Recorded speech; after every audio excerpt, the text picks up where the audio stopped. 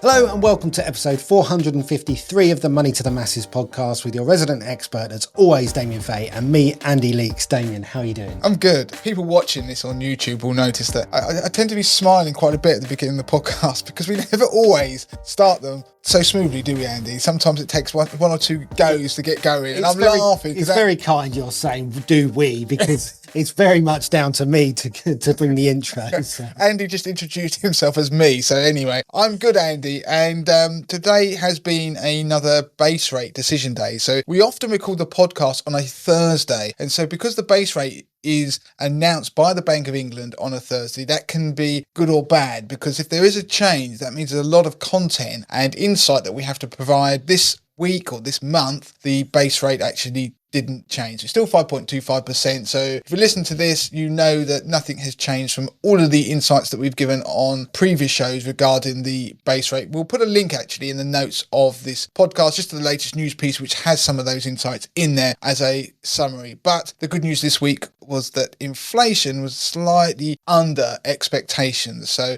there's a hint that we could, or the Bank of England's at least hoping that we could head towards 2% inflation target sooner rather than later. So that's all good news, especially if you're somebody with a mortgage, not so much if you are a saver. Before we move on to the podcast and say what's on it this week, Andy, I just want to say to people, please do review the podcast. We want to collate a number of reviews, then we'll read them out and you may win a Money to the Masses mug. Do please review the podcast. Don't be one of the many people who might listen to it and think, I will get round to it at some point. Please do review the podcast and email in as well if you so wish to tell us how much you're enjoying the show. So I'll go straight on and tell the listeners what's on this week's show. We've got a piece regarding something that happened to Justin, in fact, my twin. So every now and then something will happen to somebody in the Money to the Masses offices which will give rise to one of those "did you know that" kind of conversations, and it's in relation to a claim on car insurance, and in particular something that I think everybody should know about and watch out for in relation to courtesy cars. So this is something that could end up costing you thousands of pounds, so that's something that's worth listening to. Later in the show we will be doing the end of tax year checklist, as I promised last week. That will be a real whistle stop tour of what to do before the end of the tax year. So you're going to have to listen to that. And Andy, you're doing a third piece on... I'm going to be doing a piece about complaints that have been lodged with the Financial Ombudsman Service. There's been a rise in certain complaints, and we'll go through what those complaints are, how they come about. And there was a specific rise in irresponsible lending complaints. So we're going to focus on that and why that is later on in the show. So shall we go with the first piece then? So we're going to be talking about something that happened to Justin. Yeah, so this is one of those stories, as I mentioned in the intro, that you find out something that you didn't quite know or appreciate. And we had the conversation, nobody really understood the nuances of what happens when you sometimes make a claim on your insurance and you are given, I do the annoying inverted comma thing that doesn't work on audio, the courtesy car. So when you think you're getting a courtesy car, so just to give you the very short story, Justin was parked in a car park in his car, stationary, and then somebody decided to reverse into the parking space behind him at speed with a very large vehicle with a tow bar and effectively went straight through the back of his car. Now the damage was obviously significant, but it didn't stop the car being able to be driven. Long story short, it has to go through, obviously, insurance, making a claim against the other person because they are fully at fault. Now, where this story got interesting is that Justin was waiting to have the courtesy car. So he rang up the insurer. They had said, right, they would contact them about arranging a courtesy car and they would be in touch with the other person's insurance company and they would take it from there. So what you'd pretty much expect. So Justin on his insurance had obviously opted to have a courtesy car. Now, where this got a little bit odd was that the person came to deliver the car to him and take his car away to be looked at and potentially be repaired. But of course, there's a bit of a journey on this because you've got to wait for the other insurer to obviously authorise what's going on. The car was delivered, the person turned up with the iPad, as they often do, and then ask you to sign the agreement that you're meant to read through. That wasn't working, so Justin was subsequently sent the agreement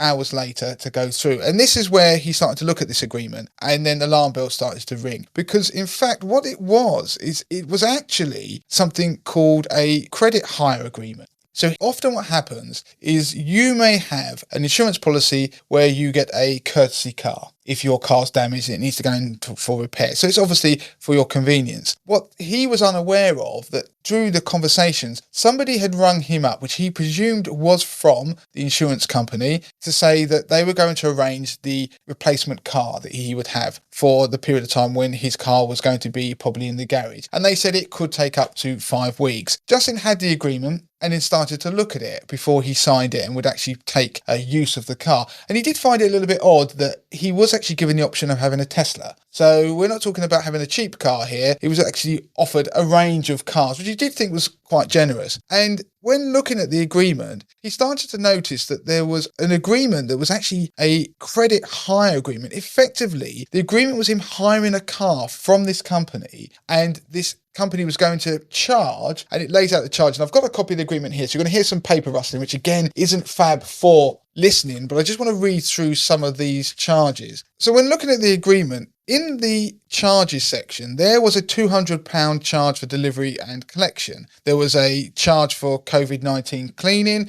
There was a charge for the car being an automatic of £8.50 a day. There was a charge for it being an estate car of £8.50 a day. There was a daily charge of £250 for having the car. There was an £8.50 charge for this, what he thought was a courtesy car, having a sat nav. So when you total all of this up, already you're looking at a charge that's on a daily basis heading towards £300. There was also going to be a charge applied under this agreement for his car to be stored at the garage where the repairs were going to be made. He'd already been told that this could take up to 5 weeks. So given that in his circumstances, the car was drivable because the damage was actually under the back of the car, but it was still legal to drive it and there was nothing potentially wrong to be able to drive it around. It was something that was much more to do with the bodywork of the car. When he looked at the agreement, it started to state that everything was between the car hire, effectively company, and him. So he was liable for these charges. And it was very clear that it was lots of bolding about you and his liability and the agreement between them.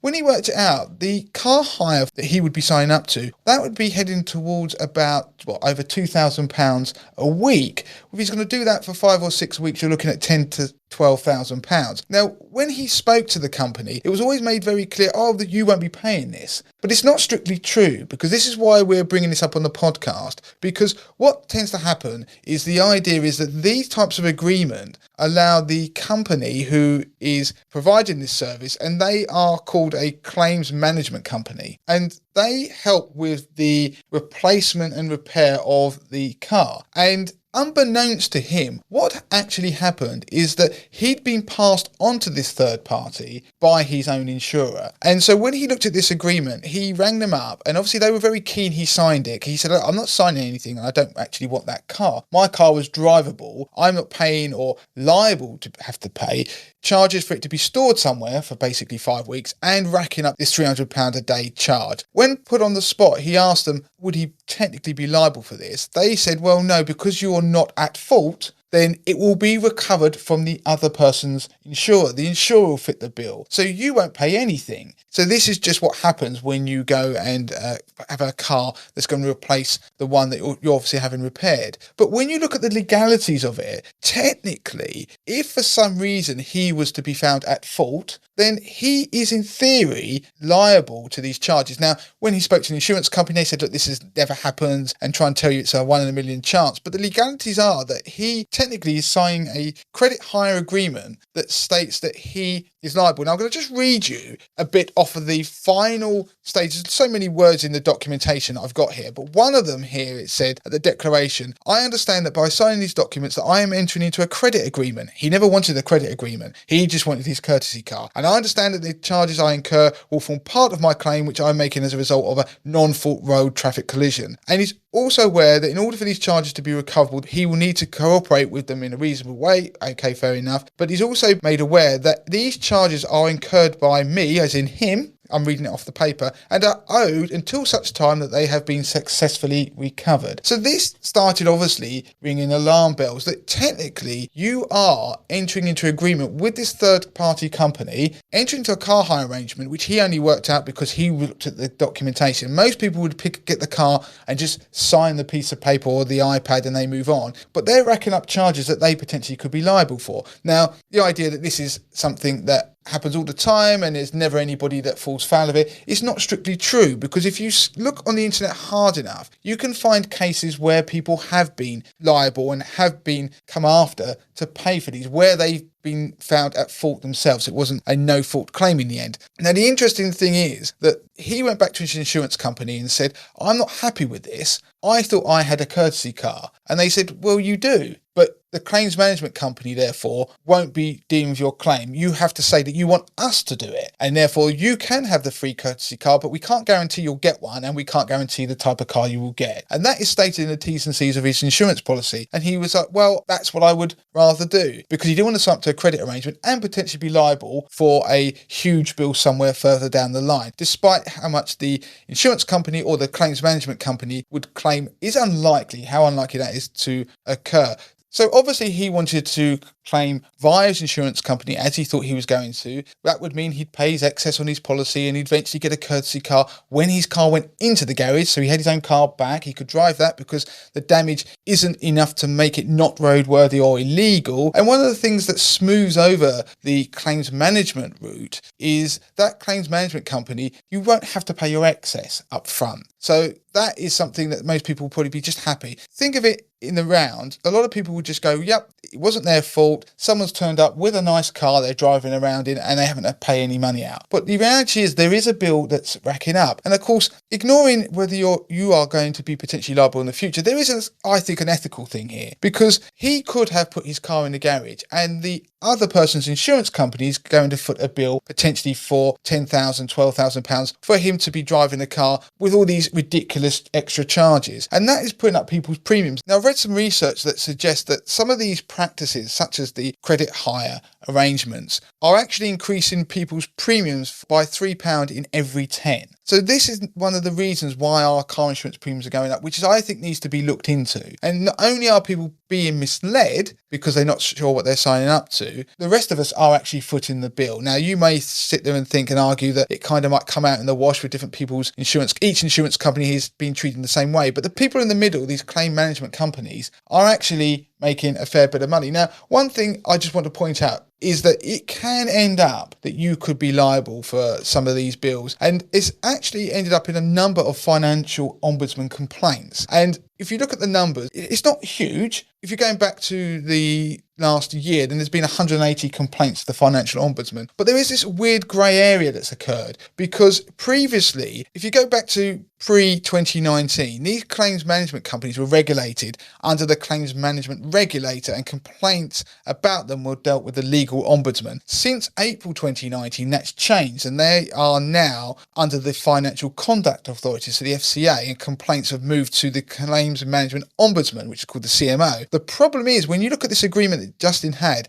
it points in there everywhere that this credit agreement is exempt from the Consumer Credit Act, and so that means it's unregulated, which also means that if you want to make a complaint about these things, they fall outside the scope of the FCA's rules, and therefore you can't end up going to the Financial Ombudsman Service about them. The only way you can end up, if you have a complaint and go to the Ombudsman, is if you complain about the insurance company that you had your insurance, or you've got your car insurance with, perhaps because you felt you were misled and ended up down this route, because the complaints that have come to light are where people have ended up footing some or all of the bill because the claims management company couldn't recoup that from the other insurer that was involved in the case. There's more details. I'm going to put a link in the notes to a very good article I read about the topic. There's very little on the internet discussing this. It gives you a bit more detail about what's going on. But the main thing I want people to realise is that this exists. So yes, if your car has been written off or it is going into the garage, then this route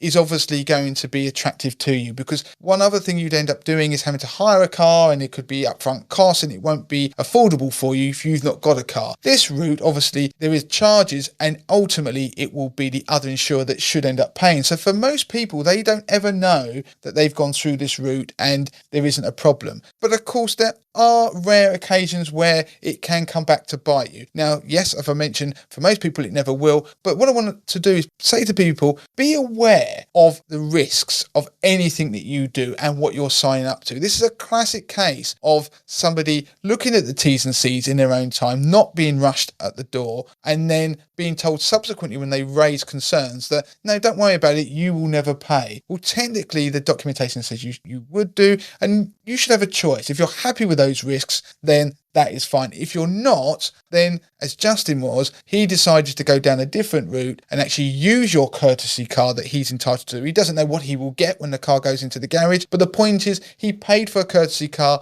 under the policy. This is going through a separate route where you end up hiring a car. It's very different. I just don't know how this has come about, because it seems to me the numbers there are in black and white, that they're estimating it's adding a roughly £3 to every £10 in insurance claims. Now, it's difficult to corroborate those numbers, but I know for certain that my insurance premium has gone up around about 30 to 40% in the last year, and I was given various reasons by my insurer as to why that is. I would hazard a guess that possibly increased claims in terms of the total cost of claims because of things like these claims management companies and the charges that they're charging. There's got to be some sort of part of that, and it doesn't sit right with me. This feels a little bit murky. Yeah, and always ask questions. That's the other thing. And just as an aside, the reason that Justin noticed it was because he had a calling off period in the agreement, and therefore he's thinking, I've got a 14-day calling off period. Well, what is it I'm signing up to? Because obviously calling off periods are things that you have when you're signing up to some sort of agreement. Normally it's a financial product, in fact, you normally get them. But that started him to think, what am I signing up to? Starting reading the details. So do be aware, it is part of the murky world of car insurance. It seems to be embedded in that world, but it's only when somebody actually looks at it and it comes to light that there is a bit of a liability there. Okay, let's move on to the next piece of the podcast then. And actually, this is about financial complaints as well. So it kind of ties in a little bit with the last piece that we did, especially so because we're going to be talking about claims management companies again, slightly different though this time. So according to the latest complaints data from the Financial Ombudsman Service, for October to December 2023, consumers lodged a record 5,660 complaints about their credit cards. Now, that is the highest ever level for a 3-month period. Interestingly, and this is what we're going to come on to, 3,086 of those complaints were due to perceived unaffordable or irresponsible lending by financial firms. So this is what we're going to concentrate on this piece. So just to provide some context to those numbers, a year previous, there were 3,216 claims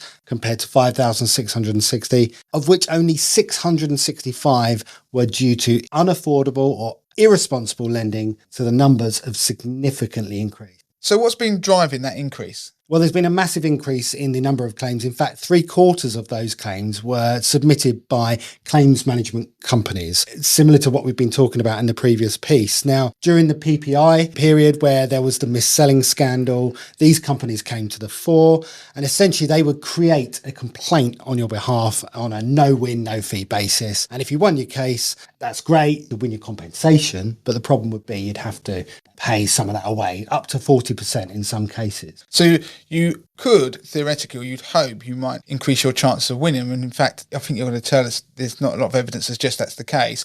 But you definitely, if you do win, you're going to get less than you would have done otherwise. Yeah, that's right. I mean, the uphold rate for these complaints that have been brought about by the professional representatives, which are the claims management companies, was just 14%. So just 15 in every 100 have been upheld. And that compares to 44%, so almost half, for the consumers who brought their complaint themselves. Okay, so you are definitely looking at that less likely to be winning going via a claims management company. Of course, there is something, it's that cause and effect though. You have to be mindful of statistics that some of the people who might be going down that route are the people who think they've got less chance anyway, but clearly they are, for want of a better word, the ambulance chasers that are trying to get through as many claims as they can to get their cut of any potential compensation or money that's been awarded. Yeah, and the Financial Ombudsman Service have released the data, and they've also released some advice for consumers. And I'll read it out here because it's quite important for this part of the pod. It says, while professional representatives have an important role to play, we're currently seeing some poorly evidenced complaints. And in these circumstances, uphold rates can be considerably lower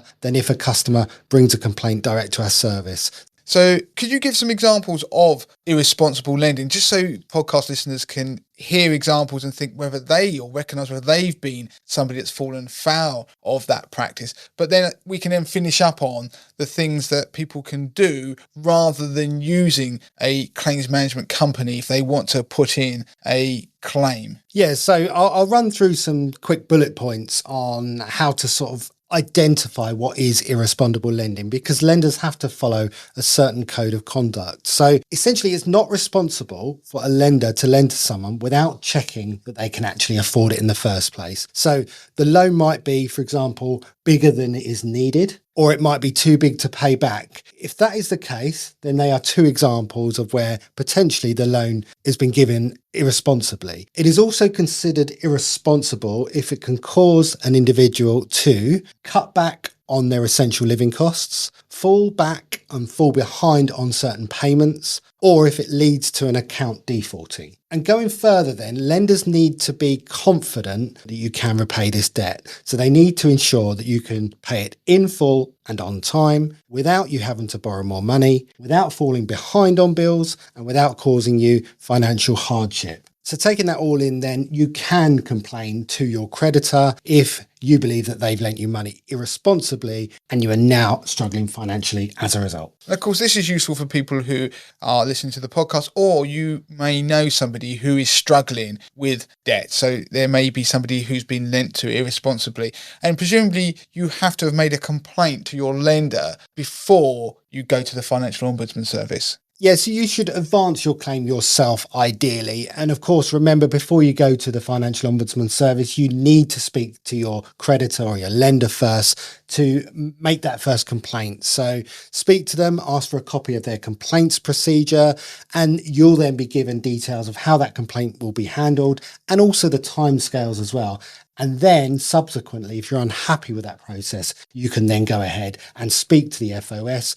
And we'll put details in the show notes on how people do that. We'll put a link in there. But essentially, it's just filling in a form, and it's relatively simple and straightforward to do. You go through the details on the form and you state your case. Yeah, and that will go, obviously, as Andy said, directly. You can do that via the Ombudsman Service and therefore progress your next stage of your complaint to them so they can then obviously make a decision. And remember, it's not just about those types of complaints in terms of irresponsible lending. You can go to the Financial Ombudsman Service if you're unhappy with anything to do with your finances. So, of course, if it's anything to do with insurances or credit cards, current accounts, go through the normal complaints procedure and then on to the financial. Yeah, and that is something that's always worth bearing in mind. You do get a lot of people who think the Ombudsman is the person you complain to, but they're the one that make a judgment on how you've been treated and how your complaint's been handled. So that was a good piece, Andy. We'll move on to the final piece of the podcast, which we're going to rattle through, and it's the end of tax year to-do list, which is something we talk about most years. I'm not going to go into each point in detail. We'll put a link in the notes of the show so you can find the article, but then you can navigate around the Money to the Masses website from that article to find details specifically relating to each point. So I'm going to start with pensions. Now, obviously, tax year end is coming. You can pay into your pension. You're going to run out of time, or not use your allowance, I should say, if you don't pay in before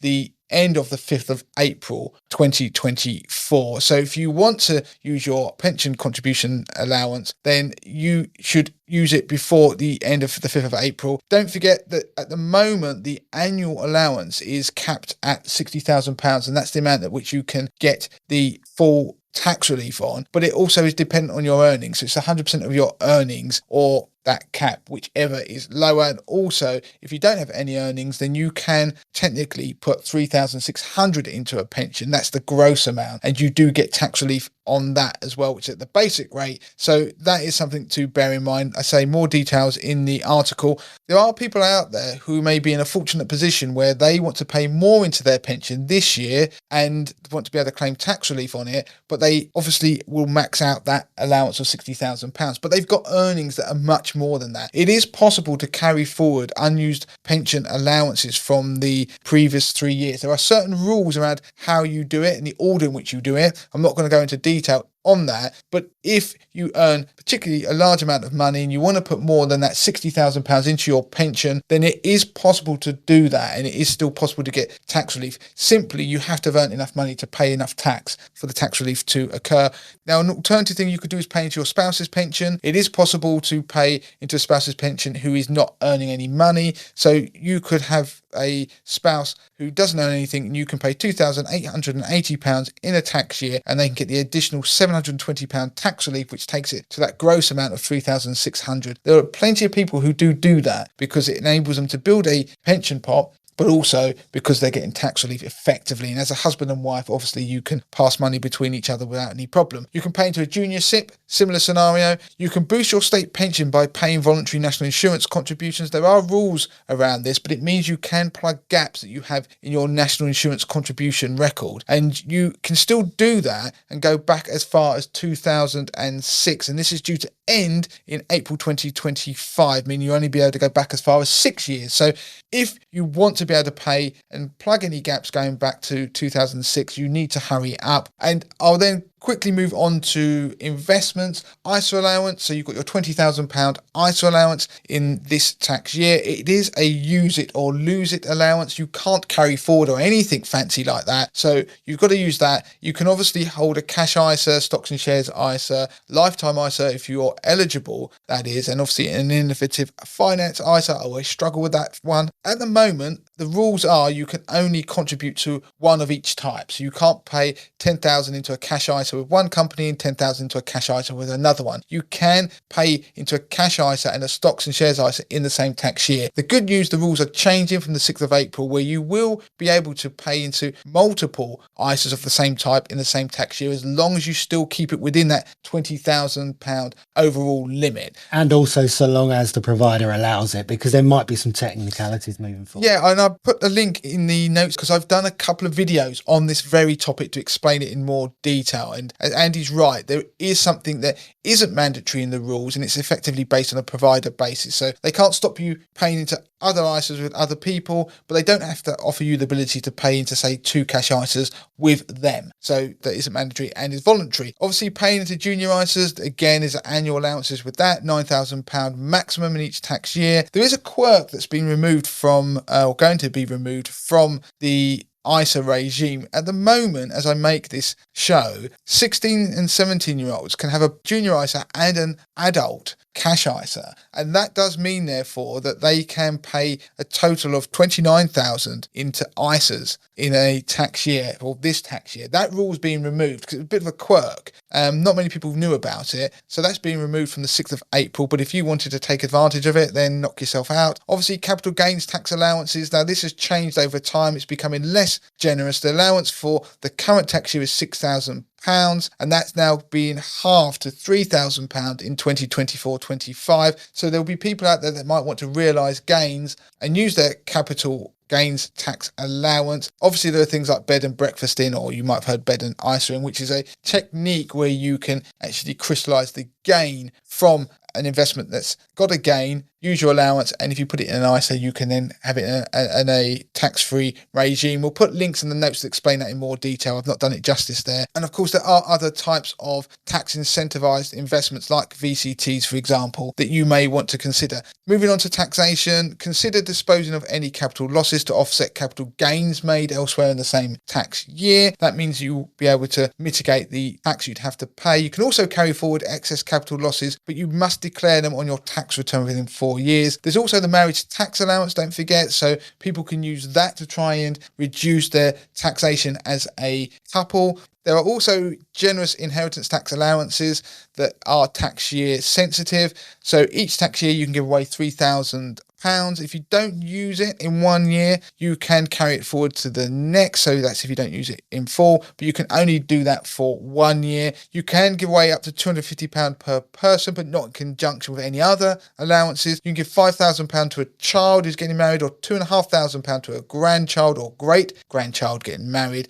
And of course, you can always give regular gifts from income, because that is IHT free. So as long as it doesn't impact your standard of living, you can do that. So there are things that people might want to think about around inheritance tax, but if you are in any way interested or not sure, then do seek advice. Good. Well, that was a whistle-stop tour. As you said, Damien, we will put details and links to that article in the show notes so people can actually go through the details. We provide specific links within that article that go into more detail on each of the subjects. So we cover it in a bullet point form, but if you want to read more, of course, we've got the articles. And if there's anything else that we think of in the meantime, we'll also add it to the list in the article. Okay, so we are done for this week's podcast. Please do review the podcast. We asked at the start of the podcast, we're going to ask at the end. Please do rate it 5 stars if you can, and let us know if you review the podcast, because will we happily send them We will do, as long as it's 5 stars, Andy. So you could be in line to win a Money to the Masses mug. As ever, do join us on our Facebook group, facebook.com/groups/Money to the Masses. Also follow us on Instagram and all our other social channels, and do subscribe to our YouTube channel, because we're doing a lot on YouTube, as I've mentioned on this podcast. There are a couple of bits and pieces that I've done this week, particularly referencing the ISA changes, and lots to come up in the weeks ahead, because I've seen the schedule of your filming schedule, and it's looking pretty stacked. It's pretty stacked, and going into the next tax year, just to sort of peep under the curtain, I think I'm going to be doing a lot more on video and YouTube and things like that, so that would be quite exciting. Okay, so that's it. We are done for this week. Until next time.